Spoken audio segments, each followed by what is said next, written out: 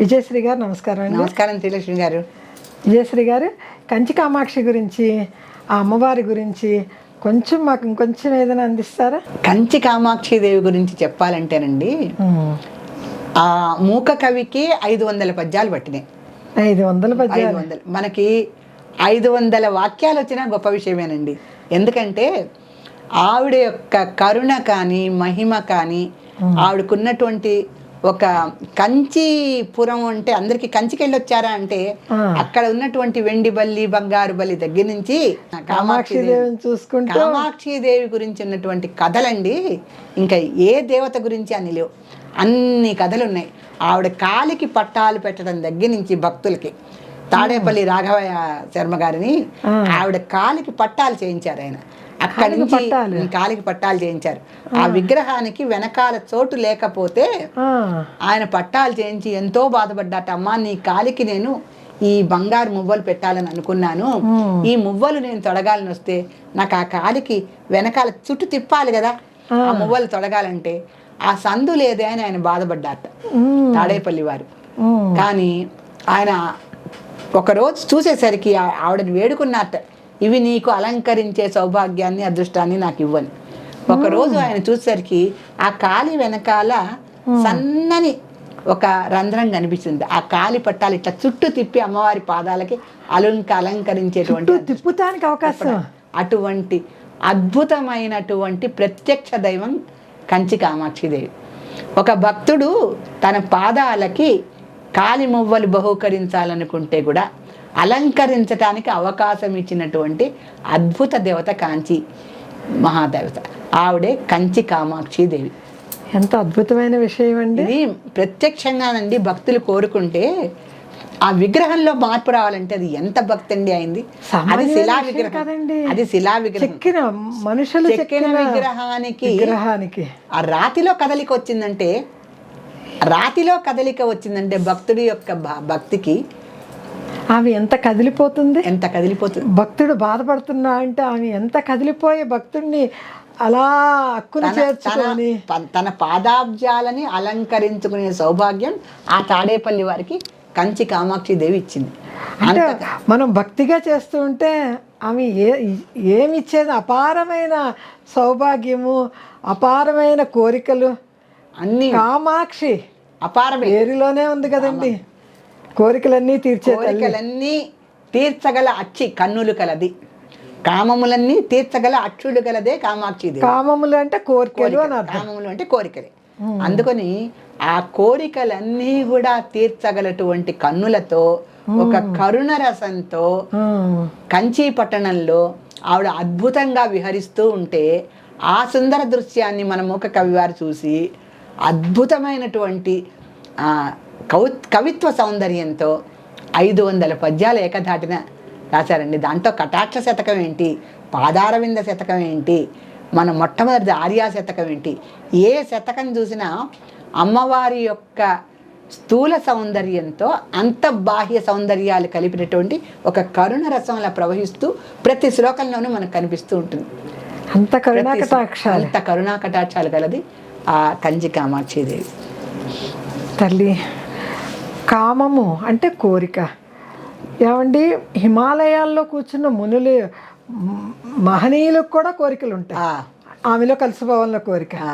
మన బోటి సామాన్య గృహస్థులకు కూడా మన బిడ్డలు వృద్ధిలోకి రావాలి, మన దీర్ఘసుమంగళిగా ఉండాలి, మన ఆరోగ్యం బాగుండాలి, ఇలా ఆయురారోగ్యాలు కావాలి. మెయిన్ ఈ వయసులో కావాల్సింది ఆయురారోగ్యాలు. ఒక్కళ్ళు కోరుకునేది ఆరోగ్యం. మన మన మన పనులు మనం చేసుకోవాలి, మనం తిన్న తిండి అరయించుకోవాలి, ఇతరుల మీద ఆధారపడకుండా. ఇప్పుడు ఈ కాలంలో మరీ ఎక్కువగా ఇతరుల మీద ఆధారపడకుండా ఉండాలని. పాత రోజుల్లోనండి ఇంట్లో అవకాశాలు ఉండేయండి, ఒక మనిషికి ఒక మనిషి చేసుకుంటాను. ఇవాళ రేపు ఆడవాళ్ళు మగవాళ్ళు అందరూ తెల్లారులేసిన కాంచి ప్రపంచంతో యుద్ధం చేసుకుంటమే కదండి. పరుగు ప్రపంచం. మనం అనుకుంటాం కూడా తప్పు. వీళ్ళు చేయలేదు వాళ్ళు చేయలేదు అనుకుంటాం కూడా తప్పు. ఆ అమ్మవారే మనకి సంపూర్ణమైన ఆయురారోగ్యాలు ఇచ్చి ఆ ఆయుష్ ఉన్నంత వరకు ఆరోగ్యం ఇస్తే చాలండి. ఎంత ఆయుషో మనకు తెలియదు. అది ప్రసాదించమని అమ్మవారిని తప్పకుండా వేడుకుందాం. అంతేనండి, అమ్మవారిని ఆయుష్ ఇచ్చినంతగా ఆరోగ్యం కూడా ఇవ్వమని అడగాలి. ఆరోగ్యం లేని ఆయుష్ వృధా కదండి. అందుకని ఆరోగ్యంతో కూడుకున్నటువంటి ఆయుష్ అమ్మవారిస్తే ఇలా మీలాంటి భక్తి ప్రచార సంస్థల నుంచి మీలాంటి పెద్దవాళ్ళు, మీలాంటి సంస్కృత పండితులు ముందు మనకి రావాలి. మాబోటి వాళ్ళకి తెలిసిన 4 ముక్కలేదో అందరితో పంచుకునే అవకాశం అలా ఇవ్వటం అనేది ఆ అమ్మవారి చేతుల్లోనే ఉంది. ఆ కంచి కామాక్షిదేవి మన చేత 500 పద్యాలు నిరాటంకంగా నిర్విఘ్నంగా చాలా అంటే ఒక నిర్భయ సౌందర్యం అంటారండి. మనం చెప్పుకోలేకపోతామేమో, అన్ని పద్యాలు అవుతాయా అవవా అనేటువంటి సందేహం లేకుండా నిస్సందేహంగా నిర్భయ రీతిలో మన్ని నిజ సౌందర్యంతో అమ్మవారు మనల్ని చెప్పుకునేలా ఆశీర్వదించాలని ఆ కంచి కామాక్షి దేవిని మనం కోరుకుందాం. ఏమండి, అశ్వమేధ యాగం అండి మనం చేసేది. మనం అష్టోత్తరం ఒక యజ్ఞంలాగా చేసామండి. ఇప్పుడు అశ్వమేధ యాగం 100 శతకం అయ్యేటప్పటికి ఒక రాజ్యంలోకి వెళ్ళినట్టు, అంతే 100 అయ్యేటప్పటికి ఒక రాజ్యం. అశ్వమేధ యాగమే చేస్తున్నామండి మనం. ఎందుకో నాకు అలా అనిపించింది. ఆ రోజుల్లో రాజులకి బోల్డ్ హంగామాలు ఉండేవి, అంగులు ఉండేవి. మనము ఈ కాలంలో కలికాలంలో అందులో ఈ 26వ దీనికి వచ్చాము, సంవత్సరానికి. మీరు పరుగు ప్రపంచంలో పోటీల వెనకాల పరిగెత్తే ప్రపంచంలో ఉన్నాం. దాంట్లో మనం కూడా వెనకపడకుండా యువతతో పాటు మనము పరుగులెత్తుతూ అమ్మవారి ఆరోగ్యం ఇస్తే మనం యువతతో సమానంగా ముందుకు 500 పద్యాలకి పరిగెత్తుతూనే చెప్పుకుందాం. ఏమండి, నాకు ఇంకొక ఆలోచన కూడా వచ్చిందండి. ఒక శతకం అవ్వగానే అమ్మవారిగా భావించి ఎక్కువ భక్తి శ్రద్ధలతో ఎవరు మనకి అంటే ఎంతో మంది చదువుతారు, ఎవరన్నది మనకేమి దివ్య దృష్టితో చూడలేం కదండి. మనకి కామెంట్ రూపంలో ఇస్తూ ఉంటారు కదా, భక్తిగా నిత్యం ఇస్తూ ఉంటారు కదా. వాళ్ళని మన స్టూడియోకి ఆహ్వానించి, ఎక్కడున్నా సరే ఆహ్వానించి వారికి పట్టుబట్టలతో సత్కారం చేయాలని కోరిక అనిపిస్తుందండి. అమ్మవారిగా భావిద్దామండి. మీ యొక్క సహృదయానికి, ప్రేక్షకుల పట్ల మీకున్నటువంటి అభిమానానికి నిజంగా ఈ ఛానల్లో ప్రేక్షకులందరూ అదృష్టవంతులని చెప్పాలి. ఎందుకంటే మనము నిష్ప్రయోజనంగా అంటే ఎటువంటి ఫలితం ఆశించకుండా ప్రేక్షకులకు పుస్తకాలు ఇస్తున్నాం. మనము ఎటువంటి సహకారం వాళ్ళ దగ్గర నుంచి మనం కోరుకోవటలే, ఎటువంటి ఫలితము కూడా కోరుకోవట్లా. వాళ్ళు పుస్తకం తీసి చదివితే చాలనుకుంటాం, అంతే కదండి. ఇంకా దాని ధర్మ ప్రచారం చేస్తున్నాం. మన సంస్కృతిని ముందు తరాలకు తీసుకెళ్ళాలని మన మూక పంచశతి రాసినటువంటి ఆ కవిని ఇంకా ముందుకు తీసుకెళ్ళాలి. ఎందుకంటే సౌందర్య లహరి, శివానంద లహరి, లలితా సహస్రం ఇవన్నీ కూడా బాగా ప్రచారంలో ఉన్నాయి. అలాగే మూక పంచశతి వీటన్నిటికన్నా ఒక స్థాయి ఇంకా అంటే ఎక్కువగా ప్రచారం జరగవలసినటువంటి మాత్తర కావ్యం అది. అమ్మవారే దగ్గరికి వస్తుంది చదివితే అంటే అంటే కలికాలంలో అమ్మవారికి దూరంగా ఉంచాలని కలి ప్రభావము. అంతేనండి, మనము కలితో కూడా యుద్ధం చేసి అమ్మవారిని దగ్గరగా తెప్పిద్దాం. మన ప్రేక్షకులకి మనకి దగ్గరగా తెప్పించి అందరి కోరికలు నెరవేరాలి, అందరూ సౌభాగ్యంతో ఉండాలి, అందరూ ఆనందంగా ఉండాలని కోరుకుంటూ మన ప్రయత్నాన్ని ముందుకు సాగిస్తూ మన భక్తురాళ్ళు ఎవరో తెలుసుకొని మన స్టూడియోకి ఆహ్వానించి వాళ్ళని అమ్మవారిగా భావించి పట్టు పీతాంబరాలు మనం అందిద్దామండి. ఆ భక్తురాళ్ళల్లో ఒకళ్ళు కంచి కామాక్షి రూపంలో మన స్టూడియోకి వచ్చి మన చేత పట్టు చీర అందుకునే అదృష్టం మన ప్రేక్షకులకి కలగాలని, దానికి అమ్మవారి ఆశీస్సులు ఉండాలని మనం కోరుకుందాం. ఆ జగన్మాత ఆశీస్సులతో మనము ఈ ప్రయత్నం చేద్దాం. తప్పకుండానండి. ఎవరు అందుకుంటారు? ముందు పుస్తక కుసుమం ఎవరు అందుకుంటారు చూద్దాం.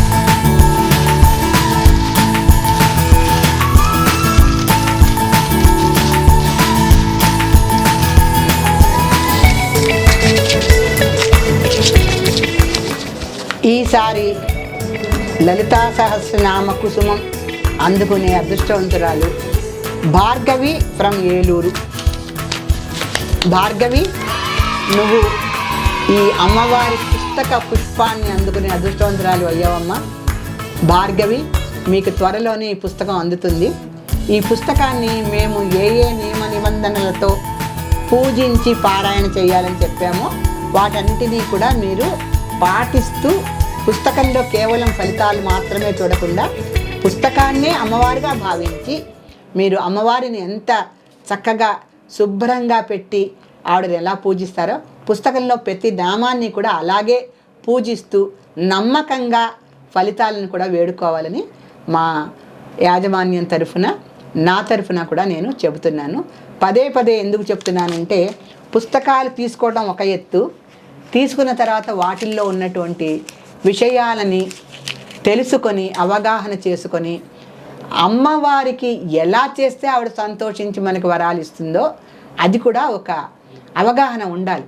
పుస్తకం వచ్చిందని పొంగిపోయి అక్కడ పెట్టేసి మాకు ఈ వరం కావాలి ఆ వరం కావాలి అనుకోకుండా అమ్మ మన ఇంటికి వస్తే ఏం చేస్తాం? ముందు అబ్బో అమ్మ మన ఇంటికి వస్తే ఏం చేస్తాం? హత్తుకొని ఆవిడ పాదాల దగ్గర నమస్కారం పెట్టుకొని ఆవిడకి ఆనుకొని కూర్చుంటాం. మనం భరించలేము ఆవిడ యొక్క. కొంచెం ఆమెకి ఏదైనా తేవాలన్నా లోపలికి వెళ్ళి అమ్మ దగ్గర కూర్చొని సమయం పోతుందేమో అని ఎవరికైనా చెప్తాం. అమ్మకి అది కాబట్టి తీసుకురంటాం కానీ మనం ఆవిడ పక్క నుంచి జరగం. అలాంటి అనుభవము ఆనందము ఈ పుస్తకం అందుకోవటంలో మన భక్తులందరికీ కూడా అటువంటి అనుభవం కలగాలని, ఆ పుస్తకం తీసిన తర్వాత అమ్మవారే మన ఇంటికి వచ్చింది అనేటువంటి అనుభూతిని వాళ్ళు సొంతం చేసుకొని దాంట్లో ఉన్న 1000 నామాలు 1000 ఫలితాలు కూడా చూసుకొని ఏ సమస్య మనకు ఉందో ఆ సమస్యకి తగ్గటువంటి నామాన్ని కనీసం 108 సార్లు శుచి శుభ్రలతో అది సిద్ధించాలనేటువంటి శుద్ధ హృదయంతో దాన్ని పారాయణ చేస్తే ఫలితం వచ్చిన వాళ్ళు ఎంతమందో మాకు ఫోన్లు చేసి చెప్తున్నారండి. ఫలితం రావటం మాత్రం అనివార్యం, వచ్చి తీరుతుంది. ఎందుకంటే అమ్మవారు అరుణాం ఎర్రగా ఉండటమే కాదు, కరుణా తరంగితాక్షం, కన్నులలో కరుణ నిండిపోయి ఎప్పుడు ఆవిడ మన వంకే చూస్తుంటుంది. ఏ భక్తురాలు ఏ వరం అడుగుతుంది, పిలుస్తుందా, అడుగుద్దా, నాకు నేను తీరుస్తానికి రెడీగా ఉన్నా, పిచ్చి తల్లి ఇంకా అడగట్లేదు అని అడగందేనా అమ్మాయినా పెట్టదంటారు కదా. అలా మనకి ఏమి ఇష్టమో మన అమ్మకి ఎలా తెలుసో మన అమ్మవారికి కూడా మనకి ఏం కావాలో తెలుసు. అవి మనకు తప్పకుండా ఇస్తుంది ఆవిడ. ఆ ఇస్తుందనే నమ్మకంతో ఆ పుస్తకంలో ఉన్నటువంటి నామాలన్నిటినీ యథాశక్తి యథాశాస్త్రం దాని ప్రకారం అంటే చెప్పండి. యథాశక్తి అంటే మనం శుద్ధి సిద్ధి 2 చెప్తున్నాం, శుచి శుభ్రతలు చెప్తున్నాం. ఇవి ప్రధాన నియమాలుగా చెప్తున్నాం. తర్వాత పుస్తకం అందుకున్న తర్వాత యథాశక్తే కాకుండా శాస్త్రం ఏం చెప్తోందంటే అది ఒక అమావాస్య రోజున మొదలు పెట్టడం, ఒక పాడ్యమి రోజున మొదలు పెట్టడం అలా చేయకూడదు. ఒక మంచి రోజు చూసుకొని అమ్మవారి పుస్తకంలో మన సమస్యకి ఏ నామంలో పరిష్కారం ఉంది అంటే పుస్తకం మనం 2-3 సార్లు చదవాలి, మనకు అర్థమవుతుంది. పుస్తకం రాగానే ఏదో వరాలు పొందాలని అనుకోకుండా పుస్తకము 1000 నామాలు 1000 ఫలితాలు చదువుకొని మన సమస్య ఎక్కడుందో ఆ నామాన్ని గుర్తుపెట్టుకొని ఒక మంచి రోజు చూసుకొని ఆ నామాన్ని ఆ రోజున వీలుంటేనండి చక్కగా ఈ వేలితో దీన్ని ఉంగరం వేలు అంటాం, ఈ వేలికి బొటన వేలికి మధ్య కుంకాన్ని పట్టుకొని 108 సార్లు ఆ నామాన్ని పారాయణ చేస్తూ కుంకుమ పూజ చేసుకుంటే అత్యద్భుతమైన ఫలితాలు వస్తాయి. కుంకుమ పూజ చేసుకుంటే మొట్టమొదటిసారి నామాన్ని మొదలు పెట్టేటప్పుడు మంచి రోజు చూసుకొని శుభ్రంగా ఈ కుంకుమని ఈ 2 వేళ్ల మధ్య బంధించి 108 సార్లు ఆ కుంకుమ అమ్మవారి పాదాల మీద పడేలాగా మనం పూజ చేయాలి ఆ నామాన్ని జపిస్తూ. అప్పుడు ఆ నామ ఫలితము అత్యద్భుతంగా ఆ వ్యక్తికి చెందుతుంది, వారి సమస్య కూడా పరిష్కారం అవుతుంది. ఇందులో సందేహం లేదు.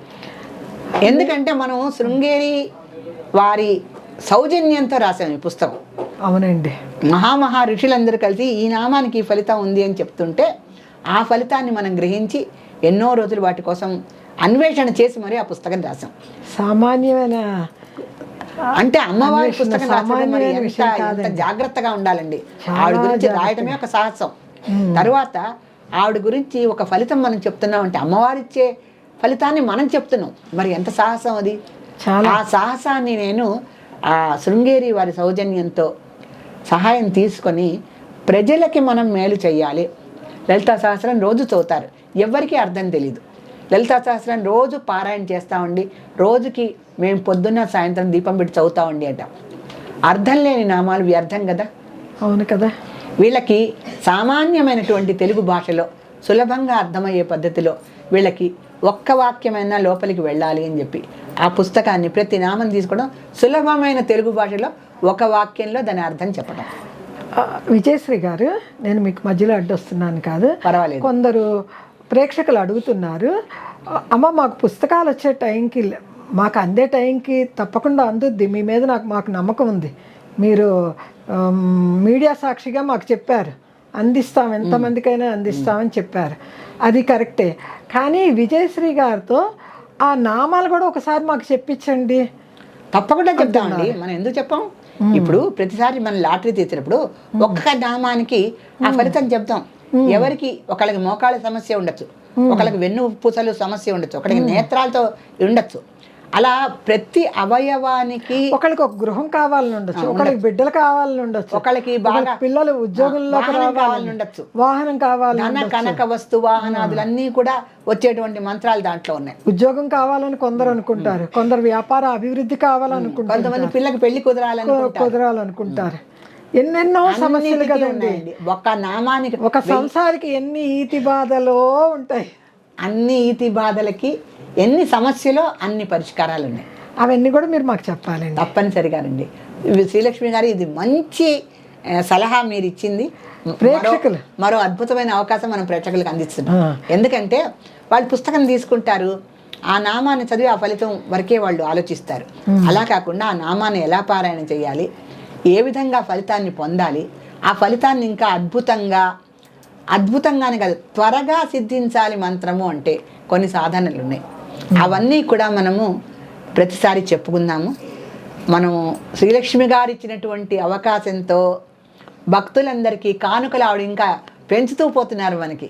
ఎందుకంటే భక్తులకు పట్టు తీరన్నారు, ఇప్పుడేమో ప్రతి నామం గురించి మాకు చెప్పండి విజయశ్రీ గారు అంటున్నారు. సో భక్తుల యొక్క హృదయాలను పూర్తిగా అర్థం చేసుకుని శ్రీలక్ష్మి గారు మీకు ఇంకా ఎన్నో వసతులు, ఇంకా ఎన్నో సహాయ సహకారాలు, ఆవిడ మేనేజింగ్ డైరెక్టర్ కాదు, మీ అందరి పాలిట ఒక తల్లిలాగా మీ కోరికలన్నీ తీరుస్తోందని నేను అనుకుంటున్నాను. ఈ అవకాశాన్ని అందరూ అందిపుచ్చుకొని మా సహాయ సహకారాలతో అమ్మవారి ఆశీస్సులు, అమ్మవారి ఇచ్చేటువంటి ఫలితాలు కూడా పొందాలని ఆశిస్తూ, నాకు తోడుగా మీరుంటేనే ఇవన్నీ సాధ్యం. తప్పనిసరిగా మీరు ఆయురారోగ్యాలతో మాతో ఉంటేనే ప్రేక్షకులందరికీ పరమానం తినిపించినట్టేనండి. తప్పనిసరిగానండి. అండి ప్రేక్షకులు శ్రీలక్ష్మి గారు, విజయశ్రీ గారు ఒక కాంబినేషన్. మనదంతా ఒక కుటుంబం, మనది వసుదైవ కుటుంబం లాగా మన అమ్మవారి కుటుంబ సభ్యులం కనుక శ్రీలక్ష్మి గారు, ప్రేక్షకులు, నేను కూడా అమ్మవారి కుటుంబంలో, అది సదాశివ కుటుంబిని అయిన అమ్మవారు, ఆ సదాశివ కుటుంబంలో మనం కూడా సభ్యులమే. అందుకని ఎప్పుడూ ఆవిడని తలుచుకుంటూ ఆవిడ ఇచ్చేటువంటి వరాలన్నీ జల్లులుగా మనం తడిసిపోతూ ముందుకు వెళ్దాం. చాలా సంతోషంగా ఉందండి, చాలా సంతోషంగా ఉందండి. నమస్తే అండి. నమస్కారం అండి.